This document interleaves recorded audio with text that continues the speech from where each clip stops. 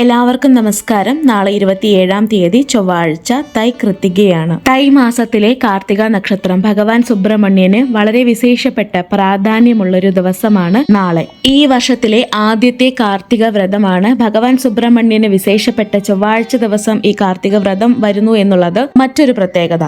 തമിഴിലെ വളരെ പ്രശസ്തമായിട്ടുള്ള ഒരു ചൊല്ലാണ് തൈ പിറന്താൽ വഴി പിറക്കും. അതായത് തൈമാസം വന്നു കഴിഞ്ഞാൽ നമുക്ക് മുൻപിൽ ഒട്ടനവധി വഴികൾ തെളിയുമത്രേ. ഈ വർഷത്തിലെ ഭഗവാൻ സുബ്രഹ്മണ്യന്റെ വളരെ വിശേഷപ്പെട്ട വ്രതങ്ങളിൽ ഒന്ന് തൈ കൃതികയോടുകൂടി ആരംഭിക്കുകയാണ്. സുബ്രഹ്മണ്യന്റെ പ്രീതി ലഭിക്കുന്നതിന് വേണ്ടി ചൊവ്വാഴ്ച ദിവസം, വ്യാഴാഴ്ച ദിവസം, വിശാഖ നക്ഷത്രത്തിൽ, പൂയം നക്ഷത്രത്തിൽ, ഷഷ്ടി ദിനത്തിൽ വ്രതം അനുഷ്ഠിക്കുന്ന ഒരുപാട് ഭക്തജനങ്ങളുണ്ട്. എന്നാൽ മഹാദേവന്റെ നെற்றிക്കണ്ണിൽ നിന്നും 6 തീ ജ്വാലകളായി ഉദ്ഭവിച്ച സുബ്രഹ്മണ്യനെ വായുദേവനും അഗ്നിദേവനും ചേർന്ന് ഗംഗാ നദിയിലേക്ക് എത്തിക്കുന്നു. താപം സഹിക്കവയ്യാതെ ഗംഗാദേവി ഈ 6 തീ ജ്വാലകളെ ശരവണപ്പൊയ്കയിലെ 1000 ദളങ്ങളുള്ള താമരയിൽ എത്തിക്കുന്നു. ഈ 6 തീ ജ്വാലകൾ 6 ശിശുക്കളായി മാറുകയും ഈ 6 ശിശുക്കളെ പരിപാലിച്ചിരുന്നത് കാർത്തിക സ്ത്രീകളായിരുന്നു. പിന്നീട് പാർവതി ദേവി 6 പേരെയും ഒന്നാക്കിയപ്പോൾ അവിടെ ഭഗവാൻ സുബ്രഹ്മണ്യൻ അവതരിച്ചു. കാർത്തികേയൻ എന്നും ആറുമുഖനെന്നും അങ്ങനെ ആയിരക്കണക്കിന് നാമങ്ങളിൽ ഈ ഭഗവാൻ അറിയപ്പെട്ടു. സുബ്രഹ്മണ്യനെ എടുത്തു വളർത്തിയത്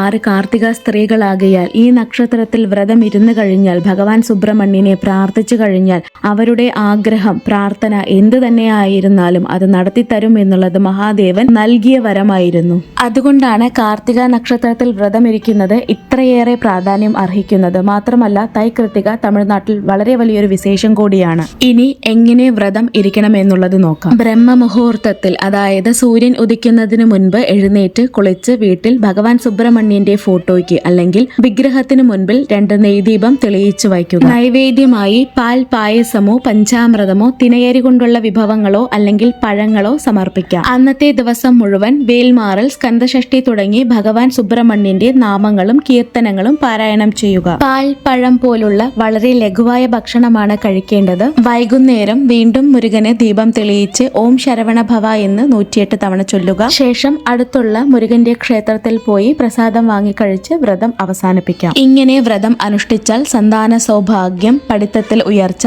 തൊഴിലിൽ ഉയർച്ച, കുടുംബത്തിൽ ശാന്തിയും സമാധാനവും, മനസ്സിൽ വന്നു ചേർന്നിട്ടുള്ള കുഴപ്പങ്ങളും തടസ്സങ്ങളും നീങ്ങുന്നു. കടങ്ങൾ കൊണ്ട്, രോഗങ്ങൾ കൊണ്ട് ബുദ്ധിമുട്ടുന്നവർക്ക് അതെല്ലാം കുറഞ്ഞു കിട്ടും. ഭഗവാൻ സുബ്രഹ്മണ്യന്റെ പരിപൂർണമായിട്ടുള്ള അനുഗ്രഹം ലഭിക്കുന്നു. ഈ വ്രതം അനുഷ്ഠിക്കുന്ന എല്ലാ പ്രിയപ്പെട്ടവരുടെയും ആഗ്രഹങ്ങൾ, പ്രാർത്ഥനകൾ ഭഗവാൻ സുബ്രഹ്മണ്യൻ നടത്തി തരട്ടെ എന്ന് പ്രാർത്ഥിക്കുന്നു. എല്ലാവർക്കും നല്ലത് വരട്ടെ. ഓം ശരവണ ഭവ. വെற்றிവേൽ മുരുകനുക്ക് ഹരോഹര.